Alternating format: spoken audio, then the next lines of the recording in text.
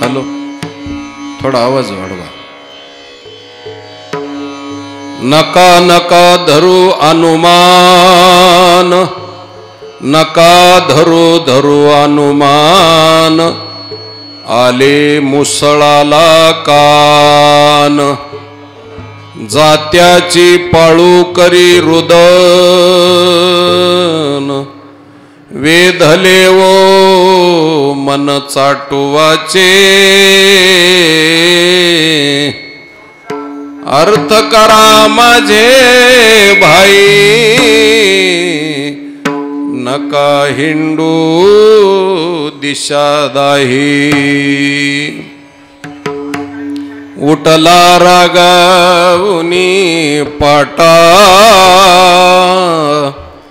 जाऊनी बैसला दारवंटा. मोडीला काथवटीचा थाटा, वरवंटा नाचतसे. अर्थ करा माझे भाई, नका हिंडू दिशा दाही.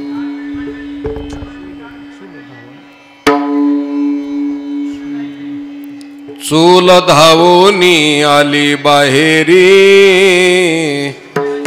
रागावली घारी वरी. शिंके करी मारा मारी, घरकुला ते भेडसावी. अर्थ करा माझे भाई, नका हिंडू दिशा दाही. घर झाले जुनाट वावुगे, पाया निघाला लागवेगे. भिंत उडाली सवेगे, कोणी कोना ते आवरीना. अर्थ करा माझे भाई, नका हिंडू दिशा दाही. एका जनार्दनी म्हणे, नकळे वेदांतिया बोलणे. मतवादियाचे ठाणे, गेले उडोनी सहजची. अर्थ करा माझे भाई, नका हिंडू दिशा दाही. विठ्ठल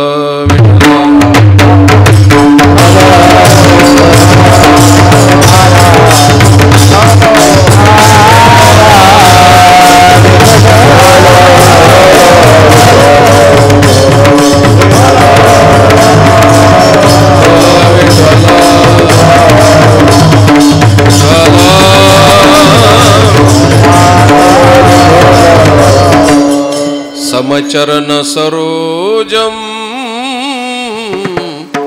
सांद्र नीलांबुदाभम.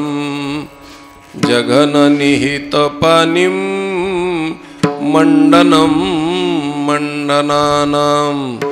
तरुण तुलसीमाला, कंदरम कंजनेत्रम. सदै धवलहासं, विठ्ठलं चिंतयामि. पांडुरंगा करू प्रथम नमन, दुसरे चरण संताचिया. नमो ज्ञानेश्वरा, नमो ज्ञानेश्वरा. निवृत्ती उदारा सोपान देवा, मुक्ताबाई नमो त्रिभुवनी पावनी आद्यत्रय जननी देवाचिया नका धरू धरू अनुमान आले मुसळाला कान जात्याची पाळू करी रुदन वेधले वो मन चाटोवाचे अर्थ करा माझे भाई नका हिंडू दिशादाही। प्रस्तुत प्राप्त प्रसंगी भगवान श्री ज्ञानेश्वर महाराजाच्या 727व्या समाधी महोत्सवाच्या माध्यमातून ज्ञानेश्वर महाराजांच्या चरणकमली ही वाङ्मयीन सेवा समर्पित करण्यासाठी कीर्तनरूपी सेवेकरता निवडलेला अभंग महाराष्ट्राचे लाडके संत भगवान परमात्म्याचे अत्यंत आवडते भक्त ज्ञानेश्वर महाराजाचे अवतार पैठणचे शांतीब्रह्म श्री एकनाथ महाराज यांचा हा भगवंताच्या दरबारातलं नवल प्रतिपादन करणारा हा अभंग आहे। विठ्ठला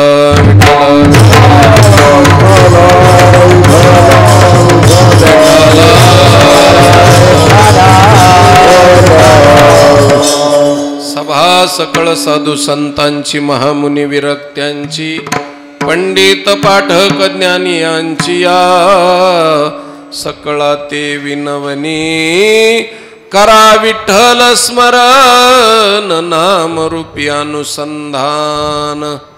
सर्व माता भगिनी श्रोतृवर्ग अधिकार संपन्न टाळकरी वृंद गायक वादक सर्व गुणवान मंडळींच्या पायावरती प्रणिपात लोटांगण दंडवत घालतो। आदरणीय परमपूज्य हरिभक्ती परायण अर्जुनजी शास्त्री महाराज लाड यांनी माझ्याकरता ही सेवा सुपूर्द केलेली आहे। भगवान परमात्मा मला जशी बुद्धी देतील त्याप्रमाणे यथामती यथा अवकाश या अभंगावरती विवेचन मांडण्याचा प्रयत्न करतो। विठ्ठल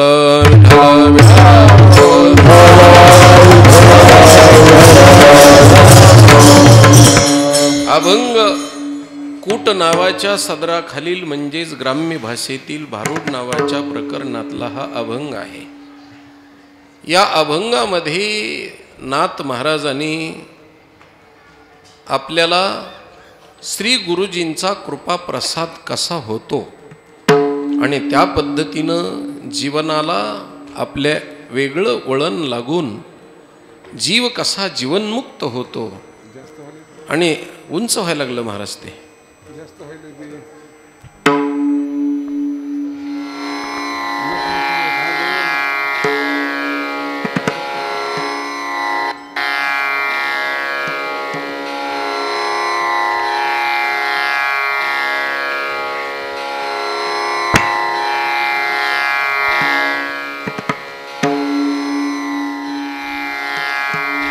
विठ्ठला विठ्ठला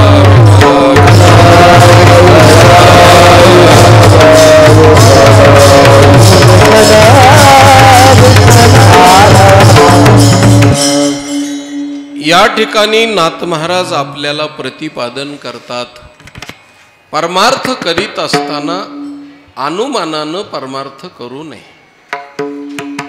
तर्कावरती परमार्थ करू नये, अनुमानानं परमार्थ करू नये, तार्किकानं परमार्थ करू नये। मग परमार्थ कसा करावा तर अनुभूतीनं परमार्थ करावा, अनुभवानं परमार्थ करावा। आणि तो अनुभव कधी येत असतो तर अनुभव त्याच वेळेस येत असतो साधन चतुष्टायुक्त अधिकारी त्यानंतर अंतःकरण चतुष्टायुक्त अधिकारी आणि त्यानंतर अनुबंध चतुष्टायुक्त अधिकारी आणि शमदमादी षटक आणि काही जीवनामध्ये असलेले दोष नष्ट होऊन अंतःकरण शुद्धी झाल्याच्या नंतर श्री गुरु जो ब्रह्मवाक्याचा तत्वमसी महावाक्याचा उपदेश करतात, त्या तत्वमसी महावाक्याच्या उपदेशानं मी ब्रह्म आहे अशी ज्यावेळेस अनुभूती येते त्याच वेळेस मोक्ष होतो. बाकी 10 दिशेला आपल्याला फिरण्याची वेळ येते. म्हणून आमच्या नाथ महाराजांनी आम्हाला प्रतिपादन केलं की तुम्ही अनुमानानं परमार्थ करू नका. अनुमानानं परमार्थ करू नका म्हणजे कसा करा? तार्किकाचा टाका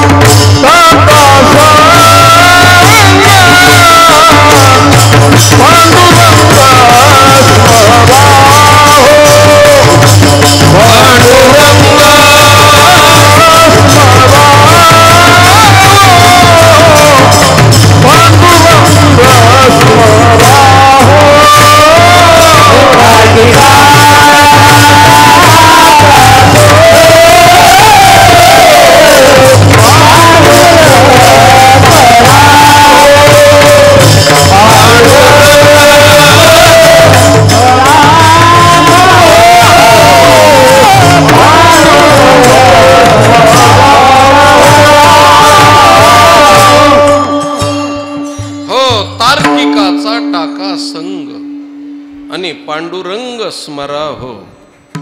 तरकट माणसं असतात, तरकट, आणि तर्कावर भिंत उभी करतात. तर्क संसारात चालत असतो, परमार्थात नाही. तर्काने अंदाजा काढता येतो, पण तर्क म्हणजे शेवट नाही. आणि तार्किक माणसं, तर्क करणारी माणसं कुतर्काकडे जात असतात. तर्क कुतर्क वाटा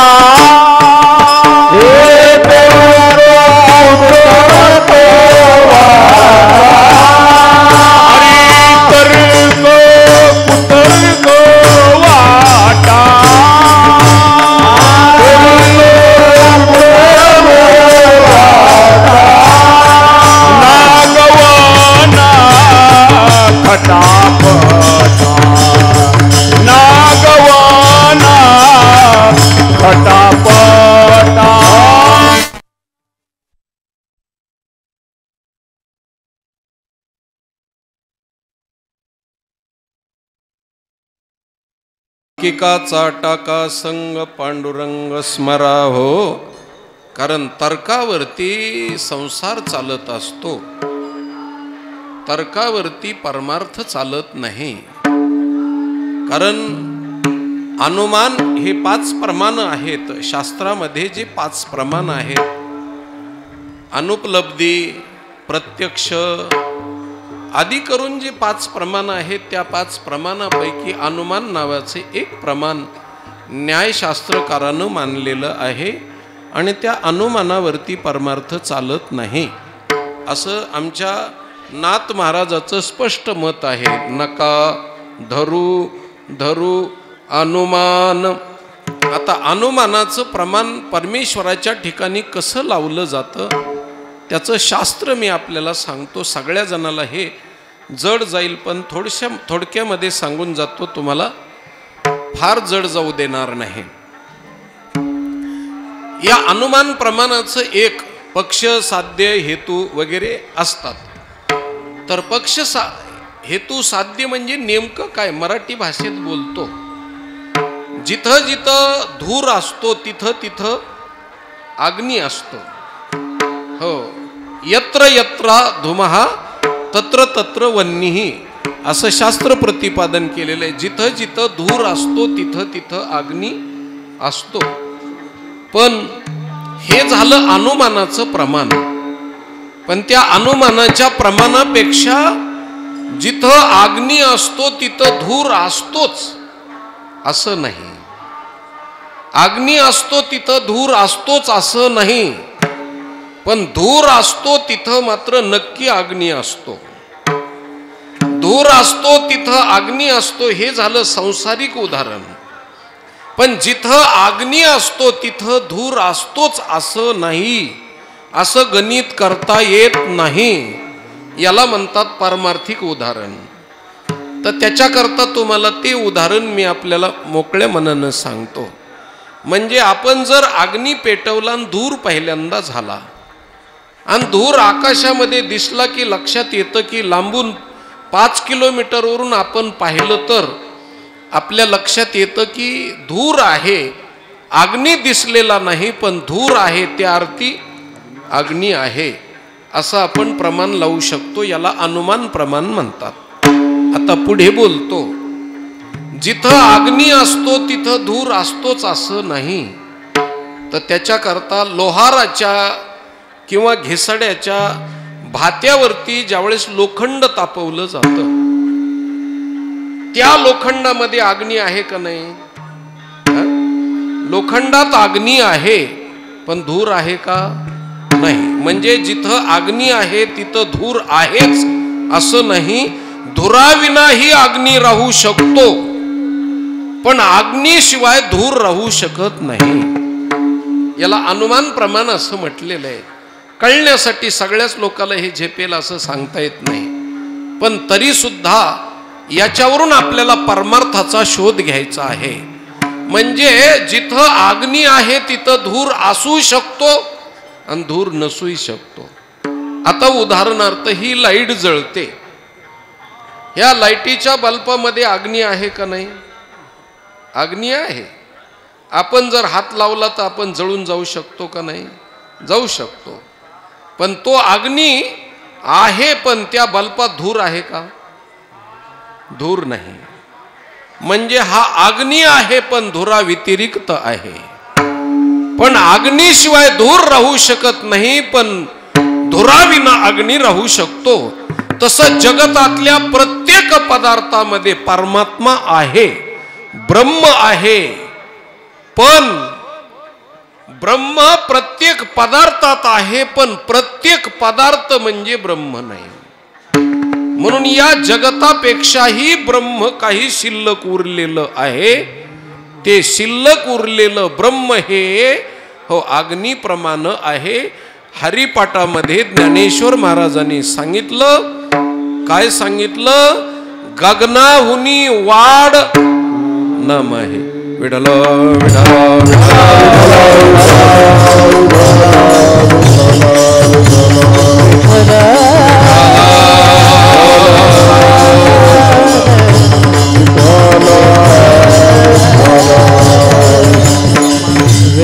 ज्ञानदेव पूसे युरचिंताड गगनाहुनी वाढ नाम आहे. गगनाहुनी वाढ नाम आहे.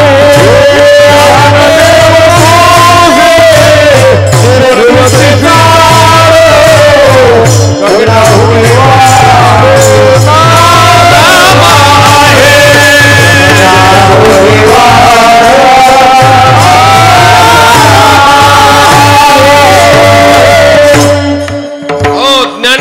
महाराजांनी निवृत्तीनाथाला पुसलं.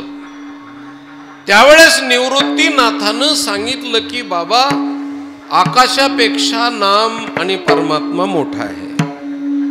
आता आकाशच किती मोठं आहे आम्हाला ही माहित नाही महाराज, कारण आपण आकाशाचं गणित करू शकत नाही. आकाशच किती मोठं आहे तर तुम्हाला त्याच्यातलं एक विज्ञान सांगतो महाराज. एका सेकंदाला प्रकाशाचा किरण 1,00,000 किलोमीटर धावतो. किती? एका सेकंदाला प्रकाशाचा किरण 1,00,000 किलोमीटर धावतो. आता 1,00,000 गुणिले 60 आलेलं उत्तर एका मिनिटाचं. त्या उत्तराला गुणिले पुन्हा 60 आलेलं उत्तर एका तासाचं. त्याला गुणिले 24 आलेलं उत्तर एका दिवसाचं.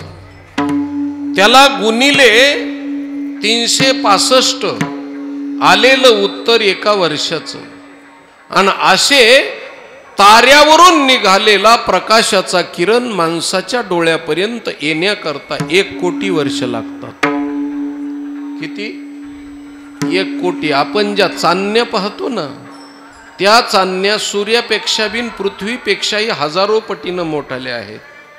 आणि त्या चांदणीपासून निघालेला प्रकाशाचा किरण माणसाच्या डोळ्यापर्यंत येण्याकरता 1 कोटी वर्ष लागतात. आणि ह्या चांदण्या आपल्याला ज्या दिसतात त्या एका सूर्यमालेतल्या दिसतात. आणि अशा अनंत सूर्यमाला एका कोशिकेत फिरतात. आणि अशा अनंत कोशिका एका आकाशगंगेत फिरतात. आणि अशा आकाशगंगा एका ब्रह्मांडामध्ये कोट्यावधी फिरतात. आणि हे त्याच्याही पेक्षा आकाश मोठे महाराज, आकाश. आणि त्याच्यापेक्षा आमच्या ज्ञानोबरायला निवृत्तीनाथानं सांगितलं की ब्रह्म किंवा परमात्मा आकाशापेक्षा मोठा आहे. हो, गगनाहुनी वाढ नाम आहे. एवढा मोठा परमात्मा आहे, गगनामध्ये बसला, त्याला आहे अनुमान. यत्र यत्र धुमहा तत्र तत्र वन्नी. जिथं जिथं दृश्य पदार्थ दिसतोय तिथं परमात्मा आहे, हे झालं अनुमान. पण जिथं दृश्य परमात्मा दिसत नाही, आकाश सुद्धा ज्याच्या पोटामध्ये लपीथपी खेळतं, होय, अनंत ब्रह्मांडे एके रोमी ऐसे देंडे. जगद्गुरु तुकोबरायनं सांगितलं, एका रोमाच्या ठिकाणी अनंत ब्रह्मांड ज्याच्या ठिकाणी वाहतात, तो परमात्मा त्याच्याही पेक्षा शिल्लक असलेला जो परमात्मा आहे, त्याच्यासाठी काय अनुमान लावणार? नका धरू धरू अनुमान, आले मुसळाला कान.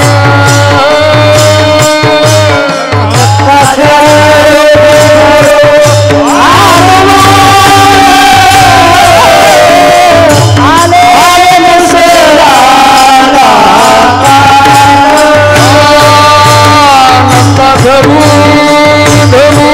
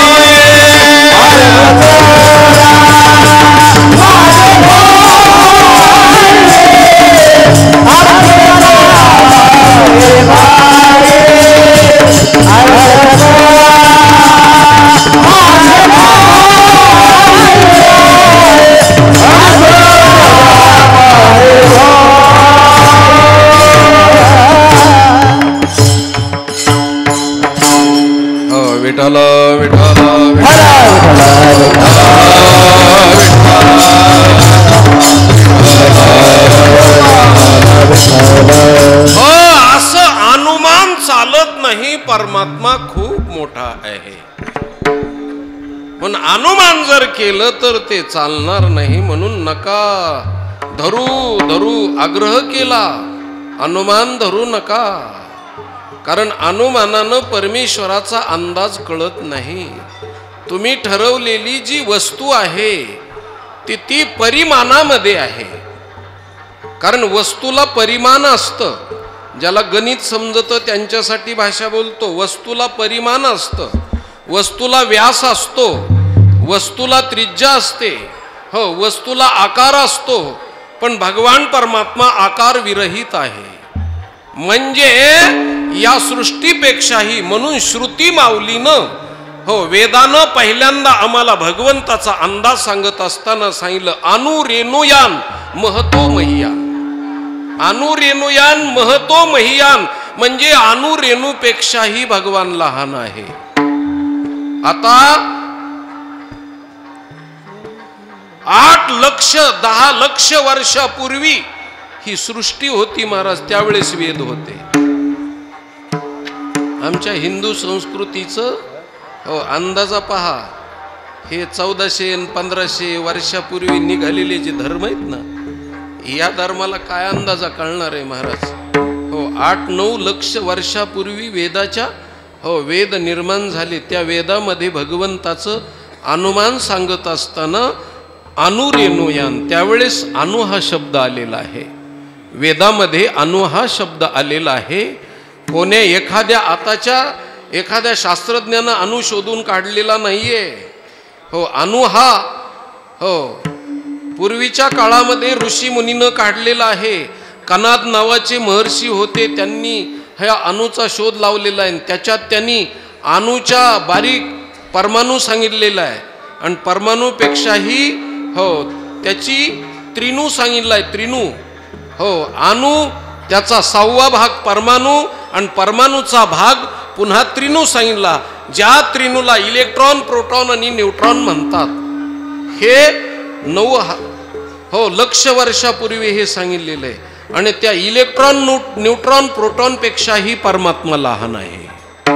इतका लहान आहे, अतिंद्रिय आहे. आतापर्यंतच्या सूक्ष्मदर्शक यंत्रालाही पाहता येणार नाही, इतका बारीक आहे. म्हणून त्याला अतिंद्रिय म्हटलेलं. इतका लहान परमात्मा आहे. आणि महतो मह्यान, महतो म्हणजे आकाशापेक्षा मोठा. हो आकाशापेक्षाही मोठा आहे. म्हणून आमचे संत सुद्धा अनुरेणुया अनुरेणुया धोकडा अनुरेणुया धोकडा अनुरेणुया धोकडा अनुरेणुया धोकडा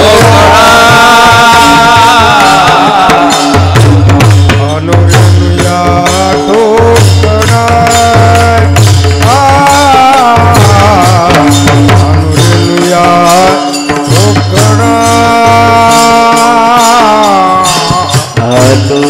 अनुरेणुया धोकडा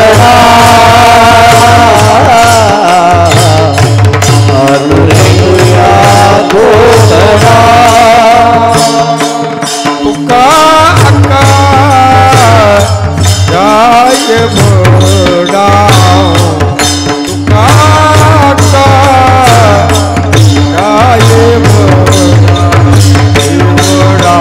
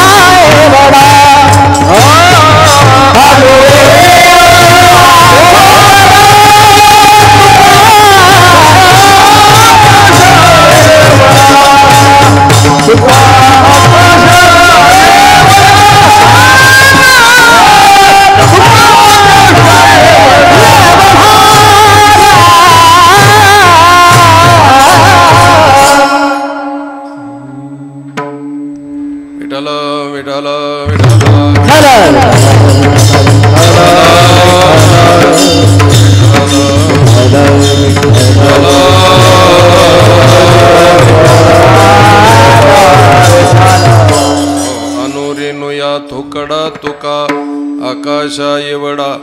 भगवान परमात्मा आणि संत आकाशापेक्षा मोठे आहेत महाराज. म्हणून त्यांनी आपण जे अनुमान केलेलं आहे ते आकाशाच्या आतलं आहे आणि त्याच्या पलीकडं परमात्मा आहे. म्हणून अनुमानानं परमात्मा कळत नाही. मग तो कशानं कळतो तर साधन चतुष्टायुक्त अंतकरण युक्त अवस्थेमध्ये गुरुच्या सानिध्यात बसल्यानंतर गुरुनं ज्या वेळेस सांगितलं जातं त्याच वेळेस हे कळतं. म्हणून या ठिकाणी आमचे नाथ महाराज सांगतात मुसळाला आले कान. हो, मुसळ शब्दाचा अर्थ आहे हो शरीराला उखळ म्हटलेले उखळ. हो, आणि मन हे मुसळ येतं. गुरुच्या सानिध्यात बसल्यानंतर मुसळाला कान येतात. ही नवीन घटना आहे. कारण आमच्या साधू संतांनं वर्णन केलं महाराज. देह हे उखळ मन हे मुसळ. देह हे मन हे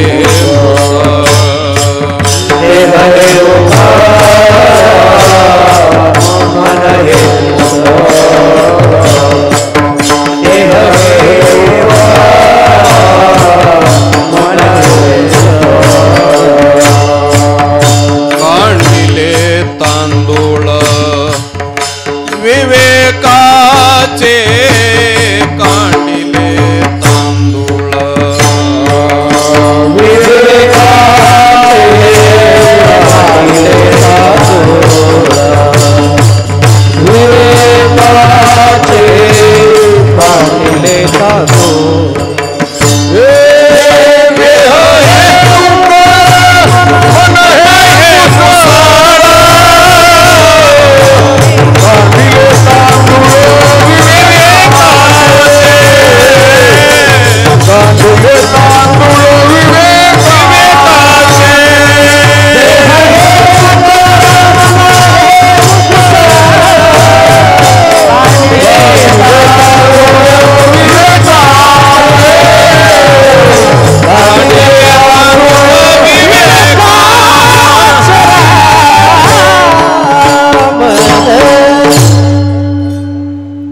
याचा संदर्भ कसा आहे. अनुमान धरू नका. गुरुच्या सानिध्यात गेल्यानंतर मुसळाला कान येतात. आता मनाला मुसळ का म्हटलेलं आहे, देहाला उखळ का म्हटलेलं आहे. हो, तर देहाला उखळ म्हणण्याचं काय कारण आहे. उखळाचा आणि मुसळाचा संसारामध्ये संबंध आहे महाराज. हो, तसा परमार्थात आहे. पण संसारातला संबंध कशासाठी. आता उखळाचा आणि मुसळाचा दृष्टांत आमच्या नाथ महाराजांना का घेतला तर त्याचं कारण आहे महाराज. लोकाला हो जे कळवायचंय ते त्यांच्या माध्यमातून कळवलं पाहिजे. कारण संसारात राहणाऱ्या खेड्यातल्या माणसाला वेदांत शिकवायचा आहे आणि भक्तीपर्यंत न्यायचं म्हणल्यानंतर भक्ती एवढी सोपी आहे का महाराज. हो, भक्ती तो कठीण शुळावरील पोळी निवडे तो बळी विरळा शूर. महाराज भक्ती कठीण आहे. ज्ञान त्याच्यापेक्षा कठीण आहे. योग त्याच्यापेक्षा कठीण आहे. हो, योगाची वाटा जे रिघाले गा सुबटा तया. हो, दुःखाचाची सेल वाटा भागाला. मग सामान्य संसार करणाऱ्या माणसाला परमार्थ शिकवायचा आहे. मग त्याला त्याचंच माध्यम घ्यावं लागेल का नाही. आता लहान मूल असतं जन्मल्या काही ते 2 वर्षाचं 4 वर्षाचं झाल्याच्या नंतर अंगणवाडीमध्ये गेल्याच्या नंतर ती मास्तरीन त्याला क कपाचं शिकवते. कपाचा आणि कचा काही संबंध नाही महाराज. काय आहे कपाचा आणि कचा काही संबंध नाही. पण त्याला पहिल्यांदा रोज कप पाहायला मिळालेला असतो. हो, आणि जे जन्मताना त्याला पाहायला मिळालेला असतो तो कप शेवटपर्यंत ते कपाला सोडित नाही. छातीत कप झाला तरी कप सोडित नाही. कारण ते कपाला अनन्य असतं, कारण त्याला शिकवत असताना कप शिकवलेला असतो आणि क पासून सुरुवात झालेली असते. पण ज्यावेळेस ते PhD करतं, ज्यावेळेस ते MA होतं, त्यावेळेस त्याला कपाचं सांगण्याची गरज लागते का? नाही लागत. त्याला कपाचं सांगायचं नाहीये, कारण आता त्याला कळलं, आता कपाला सोडून बी ते ला पकडू शकतं. कप सुटून गेला, आता ला पकडू शकतं. खटारा सुटून गेला, ला पकडू शकतं. गणपती सुटून गेला, ला पकडू शकतं. घड्याळ सुटून गेली, ला पकडू शकतं. ते आता डायरेक्ट पकडू शकतं. तसं परमार्थामध्ये एवढा मोठा भगवान परमात्मा तुम्हाला समजून सांगायचा असल्यामुळं संसारातल्या गोष्टी आलंबन म्हणून घेतल्या. म्हणून त्याच्याकरता त्यांना संसार सांगायचा नव्हता, उखळ मुसळ सांगायचं नव्हतं, तर त्यांना परमार्थ शिकवायचा होता. पण त्याचं आलंबन सांगितल्याशिवाय, त्याचा दृष्टांत दिल्याशिवाय, त्याच्यातली साम्यता असल्याशिवाय कुठल्याच प्रकारचं त्याला शिकवता येत नाही. आता कपाचा आणि कचा काही संबंध नाही. कप आणि क दोन सारख्या आकाराचे आहेत का? आकार नाही. फक्त कपाला क पासून सुरुवात, क या अक्षरापासून सुरुवात आहे, म्हणून कपाचा आणि कचा संबंध जोडला. तसं वास्तविक पाहिलं तर उखळाची आणि मुसळाची आणि परमार्थाची काही संबंध नाही. पण तुम्हाला आम्हाला पहिलीच्या वर्गातल्या, अंगणवाडीच्या वर्गातल्या लोकाला परमार्थ शिकवण्याकरता प्रायमरी आमच्या नाथ महाराजानं उखळाला आणि मुसळाला कान आले असं सांगितलं महाराज. नाही तर खऱ्या अर्थानं पाहिलं तर उखळ म्हणजे काय आहे. आता तुम्हाला एक गोष्ट सांगतो, जरा वेगळ्या बाजूनं सांगतो. उखळ कशाला म्हणते ती, कारण उखळ, मी आपल्याला प्रश्न विचारतो, उखळाचं काय काम असतं? कुटायचं काम असतं महाराज. उखळाचं काम कुटायचं असतं. आता ते उखळ राहिले नाही. ज्यांनी उखळ काढून घेतलं त्यांनी आपलं उखळ पांढरं करून घेतलंय. आता उखळ राहिलेलं नाही, ऐका नाही, उखळ राहिलं नाही, त्याच्या जागेवर मिक्सर आलंय. आता प्रगती झाली त्याच्यामध्ये. उखळ, आणि त्या उखळाला बी एक बायको असती बघा, तिचं नाव उखळी असतं. आपली परळी तालुक्यातली नाही. त्या उखळाला एक बायको असते, ती उखळी. आणि तुम्हाला त्याच्यातलं एक मोजमाप सांगतो. एका जागेवर असतं ते उखळ असतं, आणि बाहेर फिरत असते ती उखळी असते महाराज. बाहेर फिरत असते ती, तिला कुठं असं रवलेलं वगैरे नसतं. उखळी ही बारीक असते, अशी उखळापेक्षा उखळी बारीक असते. आणि शक्यतो उखळी एखादी वेळेस लोखंडाची असते आणि उखळ हे दगडाचं असतं, ऐका नाही. आता तुम्ही सांगितलं की उखळ हे काय काम करतं? कुटायचं काम करतं. तसं तुम्हाला एक गोष्ट सांगतो, प्रपंचामध्ये दुसरं एक उखळ असतं. त्याला खळ म्हणतात महाराज. खळ आणि उखळ दोन्ही एका भावकीतले येतं, एका मुंडातले येतं. सुतकाची भावकी आहे खळाची न उखळाची. कशी उखळाची न खळाची सारखी भावकी आहे? तर जसं उखळ कुटायचं काम करतं, तसं खळ सुद्धा लोकाच्या कुटाळक्या कुटायचं काम करतं. खळ सुद्धा काय करतो? लोकाच्या कुटाळक्या कुटतो महाराज. आणि शक्यतो उखळ जे असतं तिथे एका जागेवर जे पुरलेलं असतं महाराज, आणि त्याला बसायला वटा असतो जवळ, उखळाच्या जवळ वटा असतो. तसा खळाला सुद्धा वटा असतो, त्याला चव्हाटा म्हणतात महाराज. चव्हाट्यावरच खळ बसलेला असतो. आणि उखळ तरी निदान कमीत कमी चटणी कुटतं, तांदूळ कुटतं, काहीतरी कुटतं. पण खळ मात्र लोकाच्या कुटाळक्या कुटतो. त्याला काथ्याकूट म्हणतात महाराज. काय म्हणतात? काथ्याकूट. काथ्याकूट म्हणजे पूर्वीच्या काळामध्ये नारळाच्या शेंड्या, त्या नारळाच्या शेंड्याच्या सोला तयार करायच्या टाईमला त्याचा कुस्कूर निघावा म्हणून त्याला काथ्या असा कुटला जायचा. आणि मग त्याच्या सोला तयार करायच्या. त्याच्यापासून फायदा काही नाही म्हणून त्याच्यापासून काथ्याकूट असा शब्द निघालेला आहे. आणि उखळ कुटायचं काम करतं, तसा खळ सुद्धा कुटायचं काम करतो. आणि खळाच्या आणि उखळाच्या नादाला वारकरी संप्रदायाशिवाय कोणतेच लोक लागले नाहीत महाराज. हो, दुसऱ्या कोणत्याच संप्रदायाचे धर्माचे लोक खळाच्या आणि उखळाच्या नादाला लागले नाहीत. कारण उखळाच्या नादाला आज नाथ महाराज उखळाच्या नादाला लागले आणि ज्ञानेश्वर महाराज आमचे खळाच्या नादाला लागले.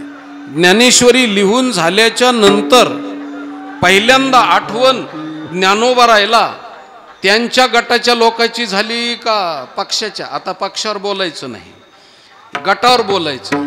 हो, ज्ञानेश्वर महाराजाला त्यांच्या गटाची लोकांची आठवण झाली का विरुद्ध पार्टीच्या लोकांची आठवण झाली? कारण ज्ञानेश्वर महाराजाला पहिल्यांदा विरुद्ध पार्टीच्या लोकांची आठवण झाली आणि त्यांनी पहिली मागणी कुणासाठी मागितली महाराज? हो हो, स्वर द्या. जे खळाची व्यंकटी सांडो तया सत्कर्मी रती वाढो भूता परस्परे पडो मैत्र जीवाचे.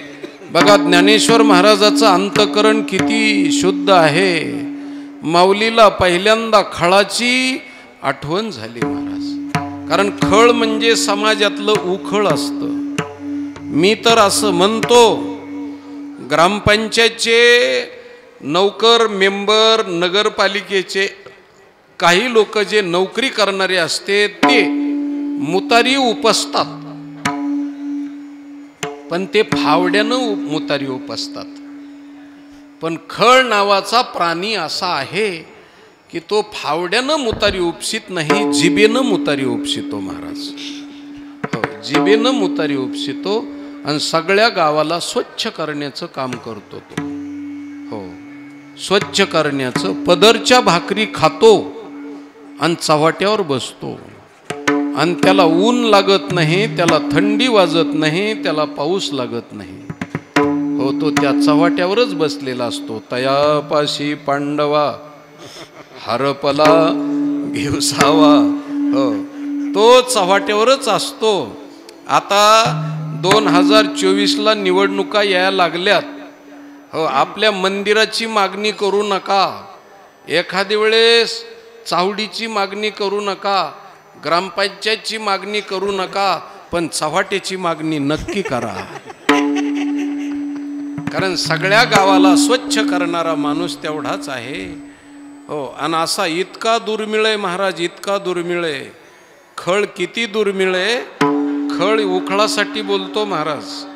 खळ किती दुर्मिळ आहे तर महाराज खळ इतका दुर्मिळ आहे. दुष्ट वेगळा आणि खळ वेगळा. कारण दुष्ट म्हणजे 1-2 माणसाचे मर्डर करू शकतो, त्याला दुष्ट म्हणतात. पण त्या मर्डर करायला लावणाराला जो पाठीमागं राहतो त्याला खळ म्हणतात महाराज. तो उघडत पडत नाही आणि काम तर केल्याशिवाय राहत नाही. आणि इतका सॉलिड असतो की दोन्ही बी बाजूला तो बोलत असतो. दोन्ही बाजूच्या लोकांना वाटतं हे माणूस आपलाच आहे. हो, पण तो कुणाचाच नसतो महाराज. तो त्याचा सुद्धा नसतो, ती दुसऱ्याचा कुठला. हो, त्याला खळ म्हणतात महाराज. आपली कार्यक्रमाची पत्रिका भिंतीला चिटकवायची असते त्यावेळेस आपण त्याला पाठीमागं काय लावतो? खळ लावतो महाराज. हो, तुम्हाला सांगतो पाम्पलेट फाटन, जाहिरात फाटन, पण पाठीमागची खळ फाटत नाही महाराज. तसा खळ कधीच. हो, आणि तुम्हाला सांगतो सहजासहजी कीर्तन करणारे माणसं, भजन म्हणणारे माणसं 5, 50, 60, 70 वर्षात जाते तर, पण खळ 100च्या पुढंच जगतो महाराज. कारण तुम्ही म्हणाल महाराज 100च्या पुढं का जगतो? कारण देवाकडं बी दुसरा खळ शिल्लक नसतो ना जगाला धुवून काढण्याकरता.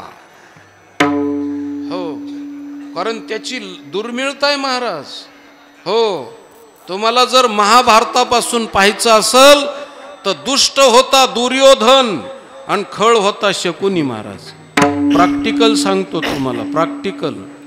आणि त्या खळानं हो दुर्योधनानं थोडे माणसं मारले, पण शकुनीनं वैरत्व लावून 18 अक्षणी लोक महाराज एकट्या शकुनीनं मारले. एवढा खळ कठीण असतो. हो, आणि असा एखादा खळ असतो एखादा, पण पत्ता लागू देत नाही महाराज. हो, सर्पाच्या दातामध्ये विष असतं, विंचवाच्या नांगीत विष असतं, पण खळाच्या सर्वांगात विष असतं महाराज. सर्प चावल्यानंतर विष चढतं, विंचू चावल्यानंतर विष चढतं, पण खळ नुसता बोलला तरी बी विष चढतं. हो, मी पदरचं बोलत नाही, तुकाराम महाराजांनी सांगितलंय महाराज. हो, विंचवाची नांगी, हो, दुष्ट तैसा सर्वांगी.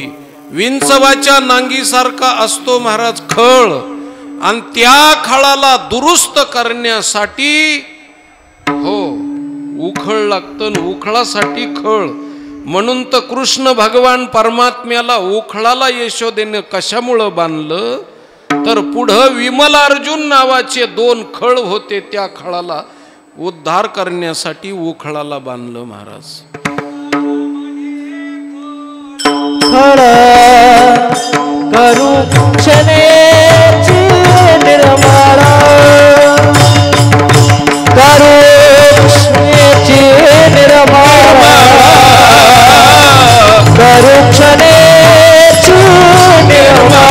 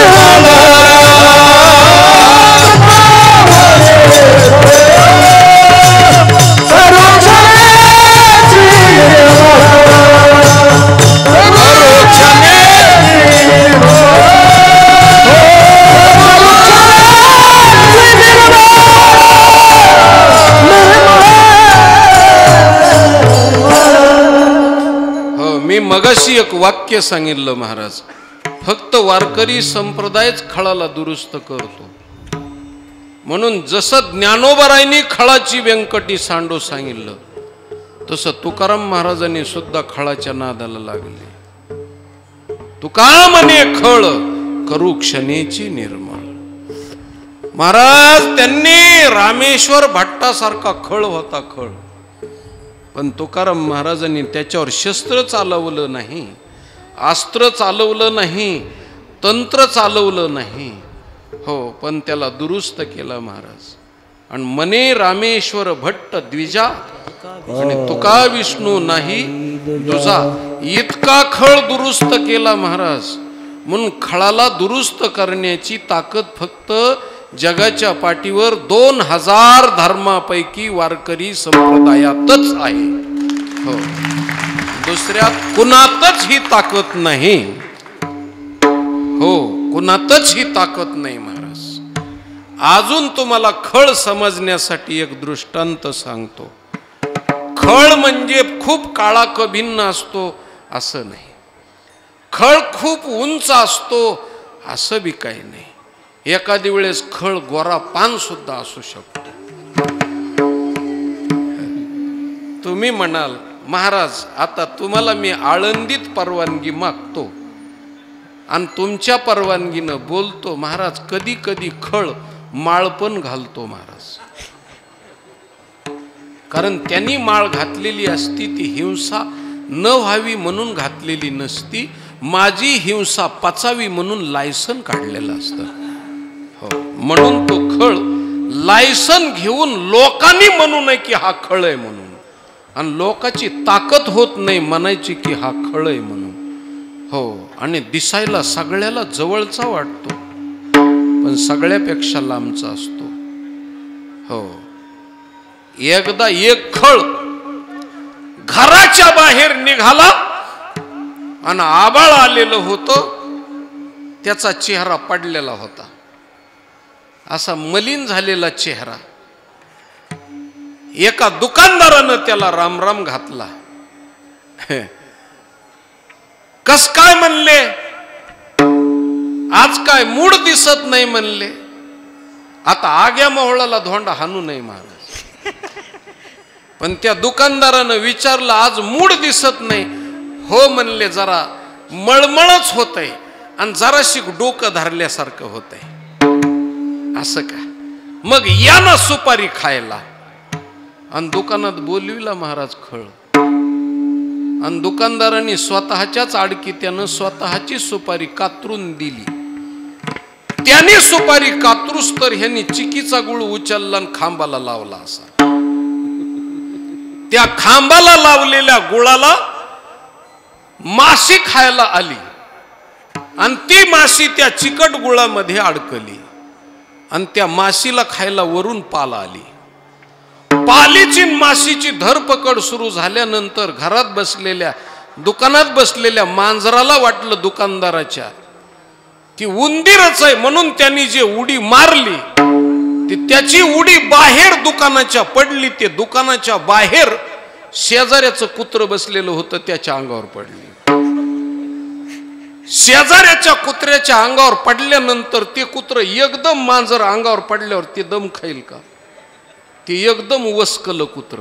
आणि कुत्र वसकल्या बरोबर शेजाऱ्याच्या कुत्र्याला कुठं दम निघतोय महाराज. कारण कुत्र्याचा स्वभाव असा आहे की वाडीवरलं भुंकलं की वस्तीवरलं भुंकत, वस्तीवरलं भुंकलं की गावातलं भुंकत. रात्रभर कुत्रे भुंकतेत, पण आपण कशामुळं भुंकतो हे त्यांनाच माहित नसतं.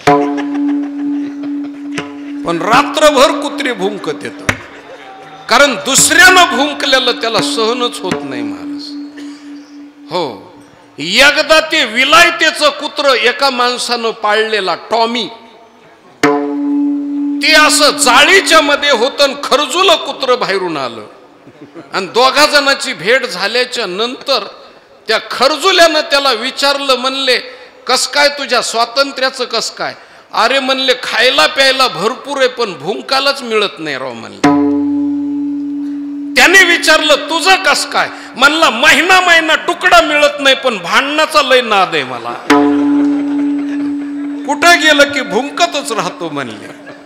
हो, खायला मिळो नाही तर नाही मिळो, जिथं तिथं गेलं की गुरकायचंच काम. असं मग एक कुत्र भुंकल्यावर दुसरं भुंकलं आणि दोन्ही कुत्र्याची कळवण लागली. दोन्ही कुत्र्याची कळवण लागल्यानंतर दुकानदाराच्या बायकोनं पाहिलं आणि आपलं कुत्र शेजाऱ्याच्या कुत्र्याने फाडलं म्हणल्यावर दुकानदाराला तिने पाहिलं बोलली, नुसते रिकामे काय बसलात म्हणली, आपलं कुत्र मारलं ना त्या कुत्र्यानी, ते कुत्र मोठं आहे ना आपलं बारीक आहे. हा दुकानदार काठी घेऊन उठला आणि तिकडच्या कुत्र्याला त्याने 2-3 धोपाट्या टाकल्या. शेजाऱ्याच्या कुत्र्याला धोपाट्या टाकल्यानंतर त्या कुत्र्याची फायरिंग ऐकली त्या शेजारणीनं, कारण आपापल्या कुत्र्याची फायरिंग ओळखू येते महाराज, ऐकू येते घरातल्या बाईला. गाडीची फायरिंग ओळखू येते, कुत्र्याची फायरिंग ओळखू येते. आणि कुत्र भोकायला लागल्यानंतर मग तिनं तिच्या नवऱ्याला सांगितलं आणि तिचा नवरा तिकडून काठी घेऊन आला. दोन्ही कुत्रे बाजूला गेले आणि ह्या दोघा जणांच्याच हो ठोकापिट्या सुरू झाल्या. दोघा जणांचंही डोकं फुटलं, रक्तबंबाळ झाले. आणि ज्यावेळेस दुकानाच्या समोर आले त्यावेळेस दुकानदाराने विचारलं आता कसं वाटतंय, त्यावेळेस त्या खळानं सांगितलं म्हणला डोकंच गार झालं म्हणला, आताशी मळमळीच गेली म्हणला. कारण दुसऱ्याच्या हो घातानं ज्याचं चित्त निवलं जातं आनंद वाटतो त्याला खळ म्हणतात महाराज.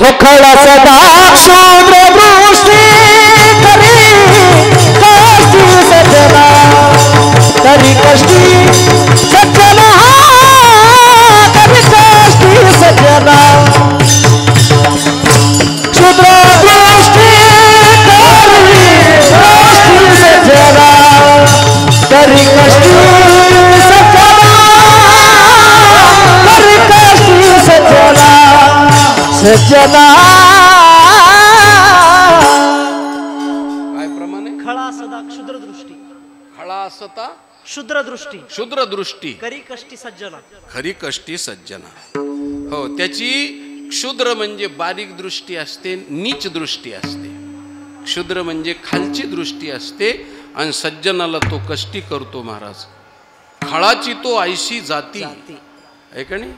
हो, अशी जात असते महाराज खळाची, आणि ती काही वंश परंपरेने येत असते असं काही नाही. त्याला मायबापाची खूप पुण्य लागते, त्याच वेळेस खळ जन्माला येतो पोटाला. जसं साधू जन्माला येण्यासाठी मायबापाला पुण्य करावं लागतं, तसं आतोनात मायबापाला पाप करावं लागतं, त्याच वेळेस खळ जन्माला येतो महाराज. हो, म्हणून लादेन जन्माला यायला त्याच्या मायबापानं किती पुण्य केलं महाराज. हो, कारण 55 बायका होत्या म्हणले त्याला, थोड्या तितक्या का काय. हो, इतक्या मोठ्या बायकातून हे किती मोठे हे झाले लादेन सारखे. म्हणजे याचा अर्थ असा महाराज की खळ जन्माला येण्याकरता मायबापाला धाडसानं पाप करावं लागतं, आणि त्यांनी पापाला भ्यायचंच नाही. न भीता पाप केलं की त्याच्या पापाच्या फळानं दुष्ट आणि खळ जन्माला येतो. म्हणून अशी माणसं फार दुर्मिळ असतात महाराज. म्हणून आग्याची झाडं, हो, त्याचे बागाच्या बागा नसतात. उग एखाद्या वेळेस मसन वाट्यामध्ये एखादं आग्याचं झाड असतं, सरळ जरी चिटकायला गेलं तरी आगाग होती, आणि मुद्दाम चिटकलं तरी आगाग होती. शास्त्र आहे महाराज त्याचं. तसं ते खळ सुद्धा दुर्मिळ आहेत, म्हणून देव खळाला लवकर मरू देत नाही. हो, रावण रघुराजाला त्रास दिला, पुन्हा त्याच्यानंतर दिलीप राजाला त्रास दिला, त्याच्यानंतर आज राजाला त्रास दिला, त्याच्यानंतर दशरथ राजाला त्रास दिला, आणि 5व्या पिढीमध्ये रामाला त्रास दिला महाराज. हो, 5 पिढ्याला तो जागला. हो, इतक्या दुष्टाची आणि इतकी महाराज खळाची अशी जात असते. आणि तो खळ समाजामधलं उखळ असतं, आणि देह हे व्यक्तिगत उखळ असतं. म्हणून या देहरूपी उखळामध्ये आम्ही जन्मभर अविवेकाचे तांदूळ आणि विषयाची आम्ही मसाला कुटीत राहिलो महाराज. हो, या देहरूपी उखळामध्ये आम्ही विषयरूपी मसाला कुटला, आणि या अविवेकाचे तांदूळ कुटले, आणि त्याचा परिणाम महाराज पिढ्यानपिढ्या आम्हाला पाप, आणि त्या पापानं अनंत जन्मापर्यंतची सामुग्री निर्माण केली. म्हणून या देहरूपी उखळामध्ये विषयाचा मसाला कुटण्याच्या ऐवजी, हो, त्याच्यामध्ये विवेकाचे तांदूळ कुटले पाहिजे. म्हणून देह हे उखळ, मन हे मुसळ. त्या मनरूपी मुसळानं तांदूळ कुटले पाहिजेत, विवेकाचे विचाराचे तांदूळ कुटले पाहिजेत, आणि मन हे स्फटिकासारखं स्वच्छ झालं पाहिजे. कारण मनच सगळ्या गोष्टीला कारण आहे महाराज. मन एव मनुष्यानाम कारणम बंध मोक्षयोः. हो, मन हे सुखाला कारण आहे, आणि मन हे दुःखाला कारण आहे. हो, मनानेच प्रतिमा तयार केली, आणि मनानच महाराज, हो, प्रतिमा मोडली. म्हणून या मनाला, हो, सगळं शिकवावं लागतं. कारण बाकीच्या गोष्टी कशाला शिकवायची गरज नाही. हो, मनाला शिकवावं लागतं महाराज. आणि सगळ्यात घातक काय आहे? मन आहे. अर्जुनानं सुद्धा कागाळी केली महाराज. चंचलम ही मन कृष्ण. हो, चंचल आहे देवा, जाता येता न लगे वेळ. असं असलेलं मन मनुष्याला नरकात घालतं, मनुष्याला वैकुंठातही नेतं. म्हणून ते मन स्वच्छ झालं पाहिजे. महामळे हो मन होते जे गादले, आणि शुद्ध चोखाळले स्फटिक जैसे. गंगेच्या पाण्यासारखं पवित्र झालं पाहिजे. आणि गंगेच्या पाण्यात जसे कधीच किडे पडत नाहीत, त्याच्यात जीवाणू होत नाही, त्याच्यात विवाणू होत नाही, त्याच्यात आमिबा होत नाहीत. जसं गंगेचं पाणी स्वच्छ असतं, तसं मन हे स्वच्छ झालं पाहिजे. म्हणून माणसं म्हणतात की त्या माणसाचं मन गंगेपेक्षाही पवित्र आहे. आणि असं पवित्र मन झालं तरच श्री गुरुच्या उपदेशाचा परिणाम होऊन आम्हाला मोक्ष मिळू शकतो. म्हणून श्री गुरुच्या सानिध्यात बसल्यानंतर या मनाला कान येतात महाराज. मनाला काय येतात? कान. मन किती अवघड आहे, मुसळ किती अवघड आहे महाराज. आपण जर बारकाव्यानं पाहिलं तर श्री गुरुच्या सानिध्यात बसल्यानंतर मनाला कान येतात.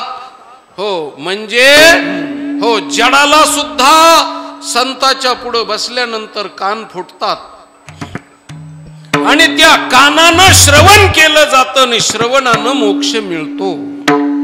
हो मोक्ष असे आईता श्रवणाची माझी. म्हणून त्याच्या करता हो याला कान फुटले पाहिजेत. जर मुसळ क्रोधायमान झालं आणि मुसळ जर योग्य नसलं तर महाराज तुम्हाला सांगतो कृष्णाचं कुळ मुसळानं नष्ट केलं. हो नुसत्या मुसळानं कृष्णाचं कुळ नष्ट केलं महाराज. हो मुसळ किती अवघड आहे तर देवाला सुद्धा हो जगू दिलं नाही महाराज. ज्या जगाला नियंता म्हणून परमात्मा सांगतो मिया नियमिला साता काळ ग्रासी तसे भूता. हो पर्वती बैसकान संडावी समुद्री रेखा न ओलांडावी. आहो रात्र भूते वहावी हे आज्ञा माझी. म्या बोलविल्या वेदू बोले म्या चालविल्या सूर्य चाले म्या हलविल्या प्राणू हले जो जगाते चाळेता. मिया नियमिला साता काळ ग्रासी तसे भूता. काळावरती ज्याची सत्ता आहे महाराज त्या काळावरती सुद्धा मनाची सत्ता आहे. काळावरती सुद्धा. आणि कृष्णाला सुद्धा धोका दिला. सांब नावाच्या मुलानं हो चिरगुट बांधून हो ऋषीला फसवायला गेले. ऋषीची टिंगल केली. इकडं हो टिंगल केल्याच्या नंतर म्हणले महाराज ह्या मुलीला लुगडं नेसवलं सांगितलं. ह्या मुलीला 9 महिने भरत आले तिचे. तिला काय होईल ते सांगा. साधू संताची टिंगल करू नये महाराज. हो तो देवाचा भक्त असतो कधीही टिंगल करू नये. तुम्हाला जाता जाता सांगतो गोरोबा काकानी नामदेवरायच्या भल्यासाठी थापटणं मारलं महाराज आणि परीक्षा घेतली पण तेही देवाला मान्य झालं नाही. म्हणून एका हातानं थापटणं मारलं पण व्याजासकट दोन्ही हात तोडले महाराज गोरोबा काकाचे. म्हणून भल्यासाठी बी असो नाही तर कशासाठी असो कधी टीका करी जाऊ नका महाराज. हो जर तुम्ही टीका केली तर ती देवाला आवडत नाही. कारण जरी आवडता भक्त त्याचा नसला. मी आपल्याला गोष्ट सांगतो महाराज त्यातली त्यात नवरा बायकोचं भांडण आहे कोर्टामध्ये. घटस्फोटाचा दावा दिलेला आहे आणि दोघंही एकाच एसटीनं येतात जिल्ह्याच्या ठिकाणी. हो तारीख पूर्ण करतात आणि निघून जातात. आणि योग असा की बस स्टँडवर आल्यानंतर काही टुकार मुलानं त्याच्या नावडत्या बायकोला जिच्या संग भांडण आहे त्या बायकोला दुसऱ्या मुलानं छेडछाड सुरू केली. मी विचारतो तुम्हाला नवऱ्याला आवडेल का ते? हा नवरा तिचा कैवार घेईल का नाही? त्याच्या डोळ्या देखता जर समजा पोरं छेडछाड करायला लागले तर नवरा कैवार घेणार का नाही? तसं काही भक्त देवाला आवडत नसले तरी सुद्धा तुम्ही त्या भक्ताची टीका केल्याच्या नंतर देवाला आवडत नाही महाराज. हे शास्त्र आहे. म्हणून काहीच म्हणायचं नाही. ते जर पाप करीत असले तर त्यांचं पाप त्यांच्या जवळ आहे पण आपल्या जिभेनं त्यांचं पाप आपल्या माथ्यावर घ्यायचं नाही महाराज. हो मी कशा करता बोलत होतो. ऋषीची टिंगल केली आणि त्याचा परिणाम महाराज ऋषीने अंतर्ज्ञानानं पाहिलं आणि सांगितलं या मुलीला हो मुसळ होईन मुसळ. हो मुसळ जन्माला येईन आणि तुमच्या कुळाचा नाही नाटक. आणि हे कळलं महाराज. आणि 9 घटकानं येईल म्हणल्याबरोबर पोटावरल्या चिंध्या काढल्या आणि मुसळ जन्माला आलं. हो, चिंध्याचं मुसळ झालं आणि त्या मुसळाला बारीक कुटलं आणि बारीक कुटल्यानंतर त्याचे जे लोहाचे कण होते ते फेकून दिले पुष्कर नावाच्या ठिकाणी आणि त्याचे बारीक बारीक झाडं झाले. लोखंडी नावाची वनस्पती झाली आणि त्या लोखंडीच्या निबर फोकानं हो एकमेकाला मारलं आणि कृष्णाचे यादवामध्ये यादवी माजली आणि यादव खलास झाले महाराज. आणि त्याच्यातला एक भाग लोहाचा राहिलेला होता तो माशानं गिळला आणि तो मासा कोळ्यानं पकडला आणि कोळ्यानं तो पारध्याला विकला आणि पारध्यानं तो मासा चिरल्यानंतर त्याच्यात लोखंडाची फार मोठी मस्तपैकी पोलादाची वस्तू दिसली म्हणून त्यांनी त्याच्या बाणाला टोक केलं आणि त्याच बाणानं भगवान परमात्म्याच्या पायाला तो बाण लागला.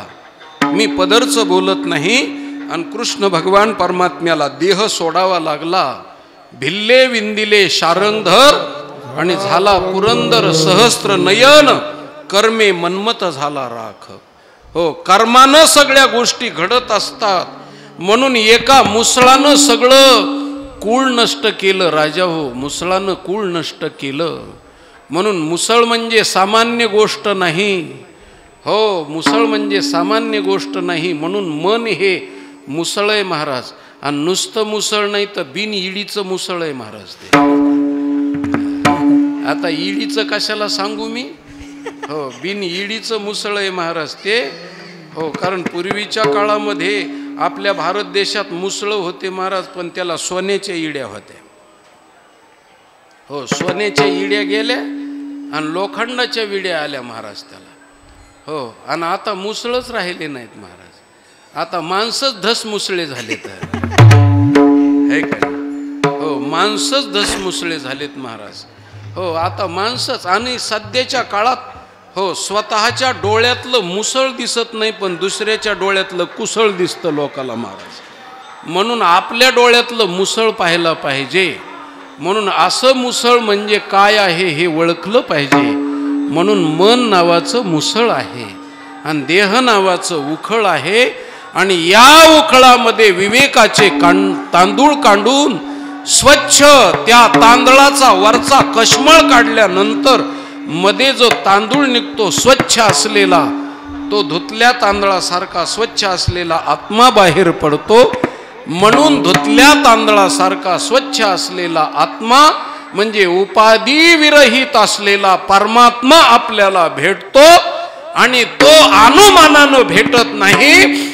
उकळामध्ये मुसळानं तांदूळ काढल्यानंतर मिळतं आणि हे श्री गुरुच्या कृपा प्रसादानं होतं. म्हणून नका नका धरू अनुमान आले मुसळाला कान.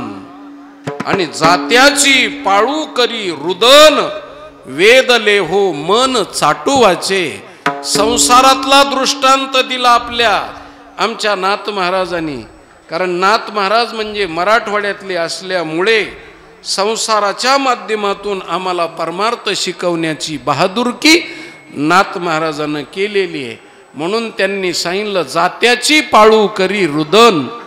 कारण जात्याची पाळू आता राहिलेली नाही. जाता आता निघून गेलेलं आहे. हो, विठ्ठल विठ्ठल विठ्ठल विठ्ठल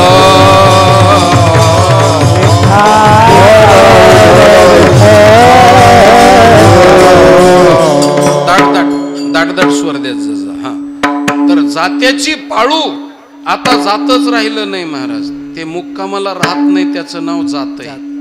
खऱ्या अर्थानं पाहिलं तर आपल्या मराठीतले शब्द असे अवघड आहेत महाराज. जे रस्त्यानं जात असतं त्याला लोक गाडा म्हणतात. काय म्हणतात? गाडा. गाडा म्हणजे पुरा.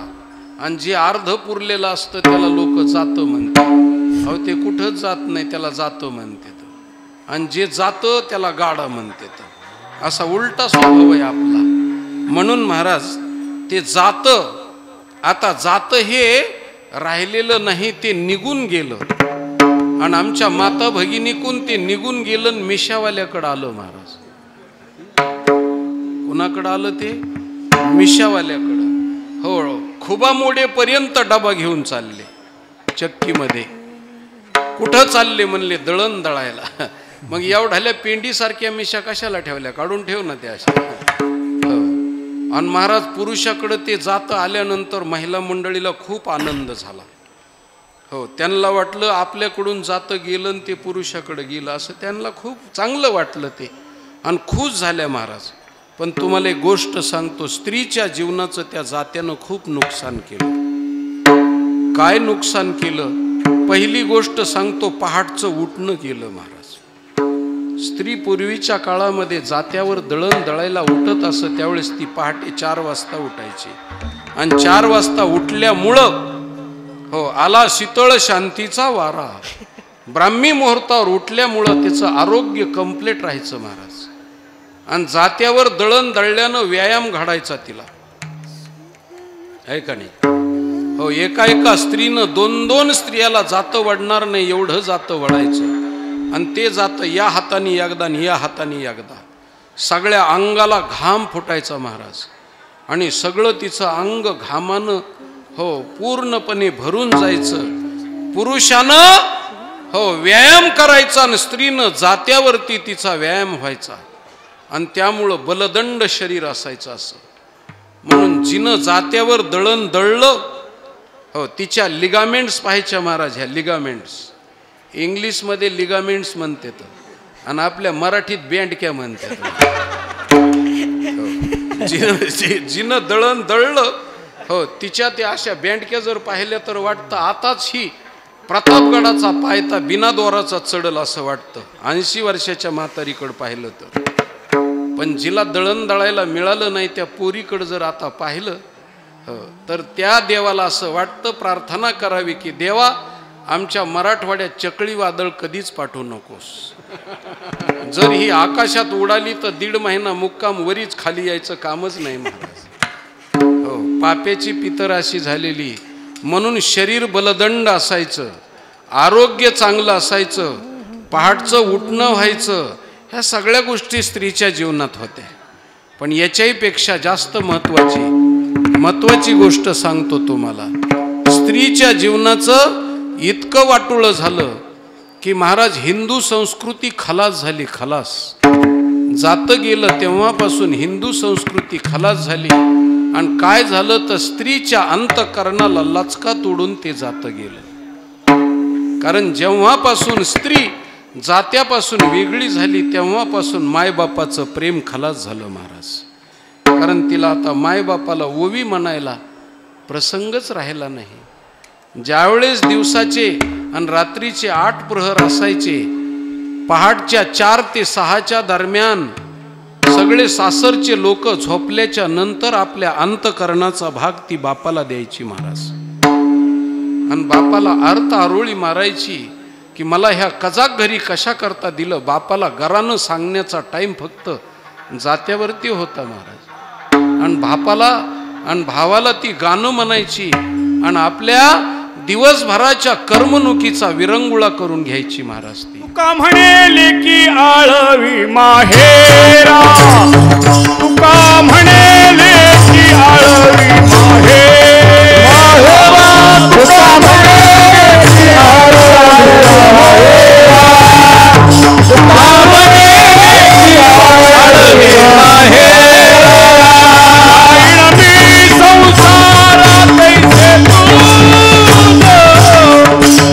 मी संसारात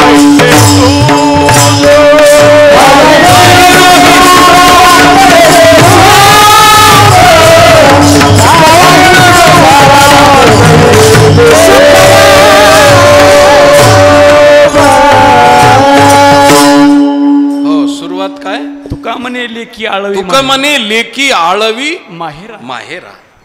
हो, आणि तैसा मी गाईन मी संसारा, गाईन मी संसारा, संसारा तैसे तुझ तैसे तुझ. या पद्धतीनं महाराज भगवंताला गावं लागतं. असो, मी आपल्याला चिंतन सांगत होतो की ते जातं माहेरचं प्रेम निघून गेलं महाराज. म्हणून आता सुशिक्षित झालेल्या स्त्रीला ओवी आठवत नाही महाराज. हो, सुशिक्षित झालेल्या स्त्रीला ओवी आठवत नाही आणि खलास झालं महाराज, माहेरचं नातं खलास झालं. आता तिला प्रेम सुद्धा राहिलं नाही. म्हणून मी सांगतो की ते जातं आणि जात्यावरती दळण दळीत असताना तिच्या अंगामध्ये भूताचा संचार झाल्यासारखा व्हायचा महाराज. आणि ती मायबापाला किती गोड गाणं म्हणायचे. हो, असं दळण दळीते जसं हरण पळत. काय वाक्यामध्ये ती महाराज शक्ती आहे. असं दळण दळीते जसं हरण पळत आणि माय माझ्या माऊलीचं दूध मनगटी खेळत.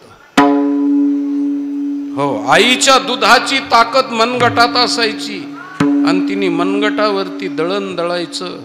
माय माझ्या माऊलीचं दूध मनगटी खेळत. अशा रीतीनं तिनं जात्यावरती दळण दळायचं महाराज आणि मायबापाचे गोडवे गायचे आणि स्वतःचं खानदानी पण तिथं दाखवायचं. ही तिची तयारी होती महाराज. तसं आमच्या परमार्थामध्ये सुद्धा जातं आहे महाराज, जातं. आणि खऱ्या अर्थानं पाहिलं तर सांगतो तुम्हाला, सुशिक्षित आणि संगीत विशारद आणि मोठमोठाल्या गायकीमध्ये गेलेल्या लोकाला महाराज जात्यावरच्या ओव्या म्हणजे सुंदर माझे जाते गे फिरते बहुतेकी. ओव्या गाऊ कौतुके तू रे बा विठ्ठला. ओव्या गाऊ कौतुके तू रे बा विठ्ठला.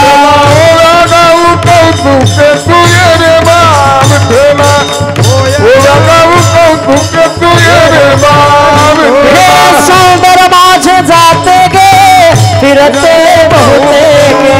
ओव्या गाऊ कौतुके तू रे बा विठ्ठला. ओव्या गाऊ कौतुके तू रे बा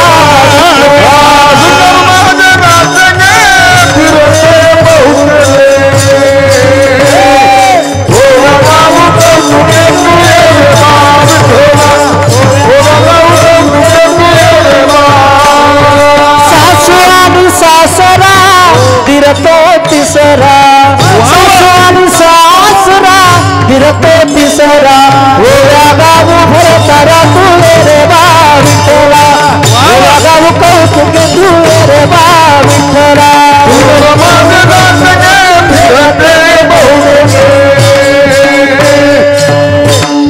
ओव्या गाऊ कौतुके तू रे बा विठ्ठला. ओव्या गाऊ कौतुके तू रे बा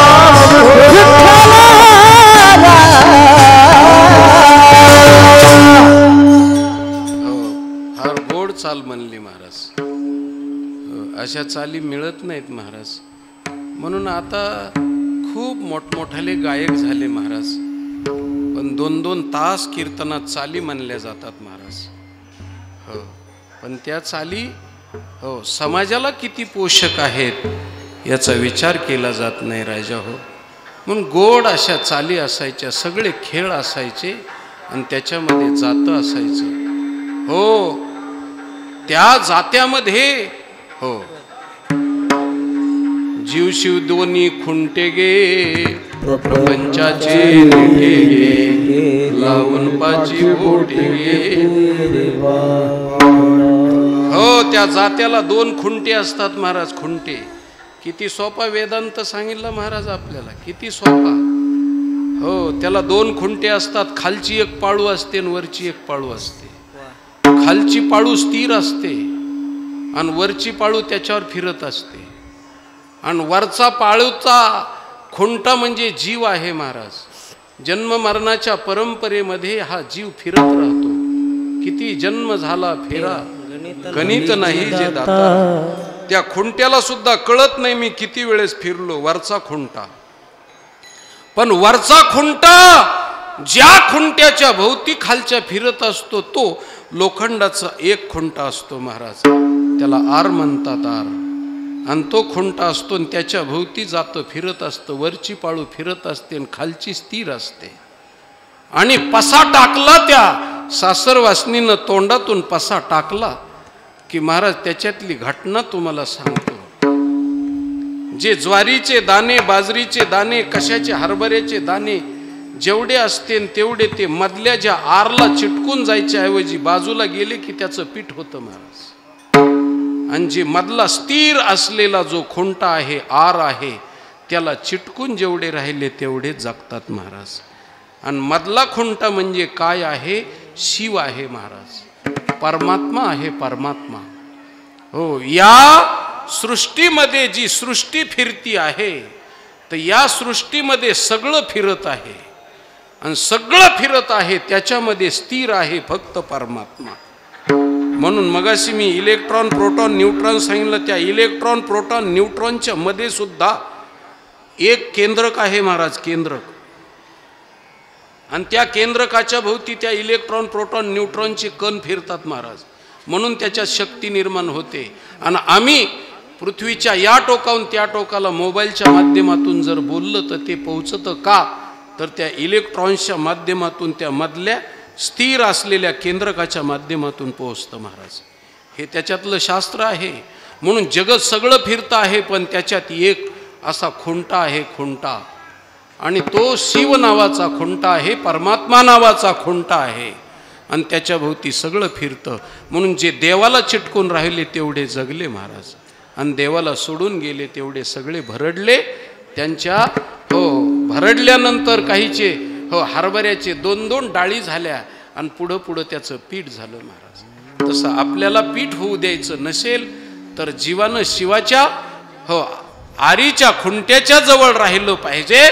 आणि त्या पद्धतीनं द्वैत नावाची जी पाळू आहे, हो त्या द्वैत नावाच्या पाळूच्या ठिकाणी जे वर फिरतंय त्या फिरण्याला खाली वरी कुंभार खाली चाक भोवे, या पद्धतीनं वरचं फिरतंय महाराज. म्हणून त्या स्थिर असलेल्या परमात्म्याला त्यांनी स्वीकारावं. म्हणून आमच्या नाथ महाराजांनी तुम्हाला आम्हाला जात समजून देत असताना, हो तुम्हाला आम्हाला उखळ समजून देत असताना, तुम्हाला आम्हाला मुसळ समजून देत असताना, मन नावाच्या मुसळाला मन करारे प्रसन्न सकळ सिद्धीचे कारण. हो महाराज, मनच सगळ्या गोष्टीला आहे. म्हणून पांगुळ झालो देवा नाही पांगुळ झालो देवा नाही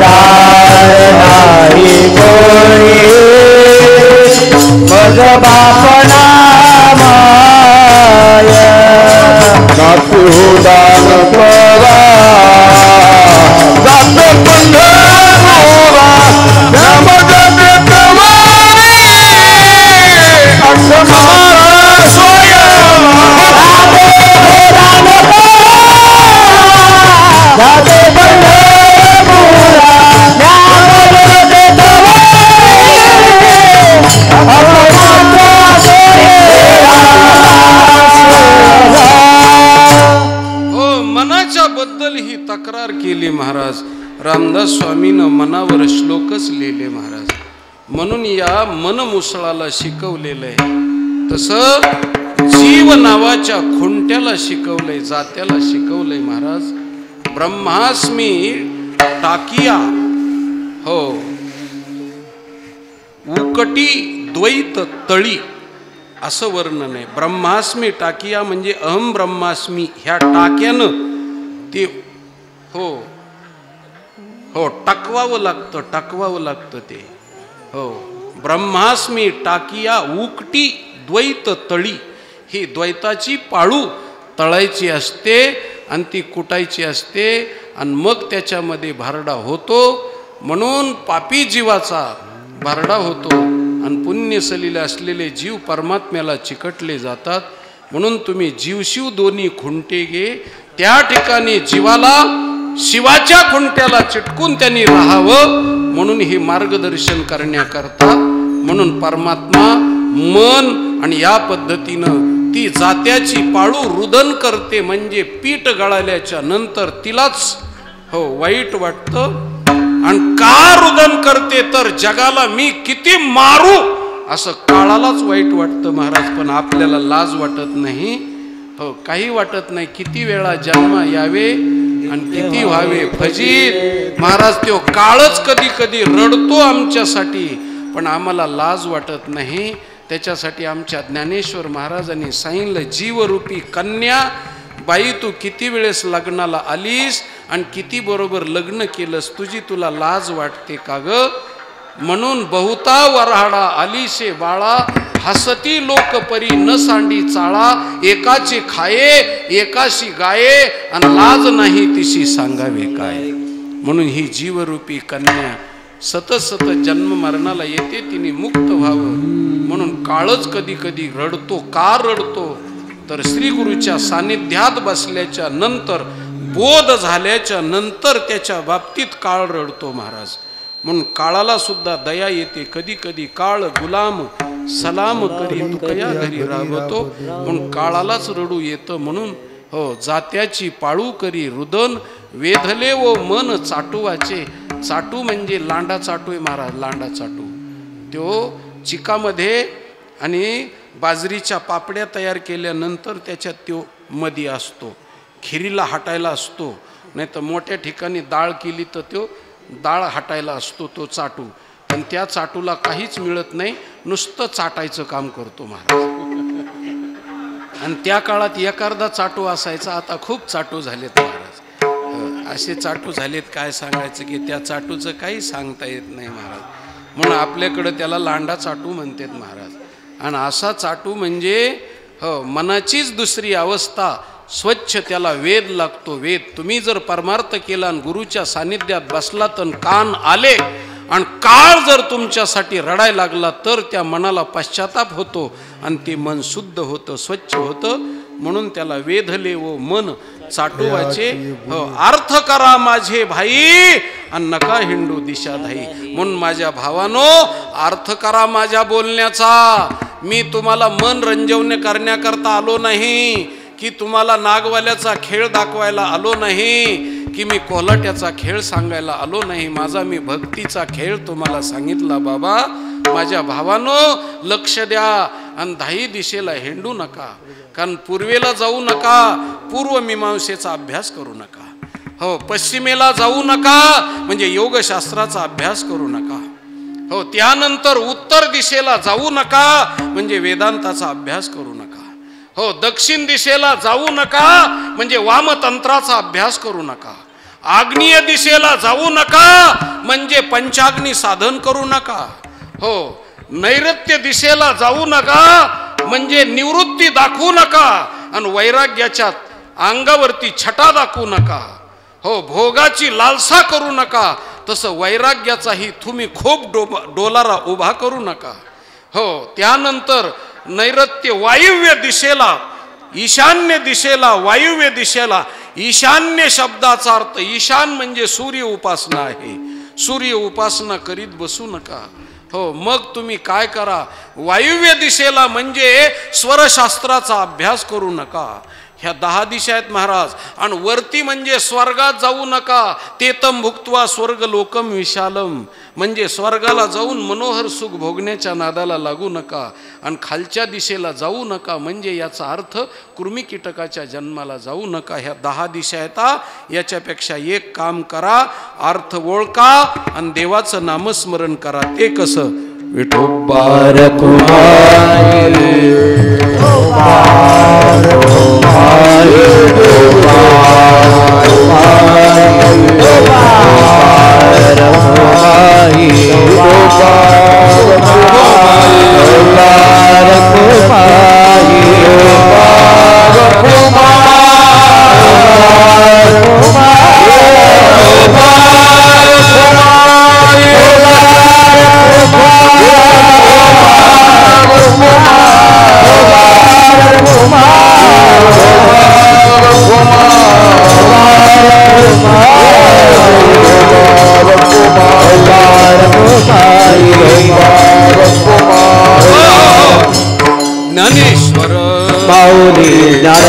ज्ञानेश्वर माऊली ज्ञानराज माऊली ज्ञानेश्वर माऊली ज्ञानेश्वर माऊली ज्ञानराज माऊली ज्ञानेश्वर माऊली ज्ञानराज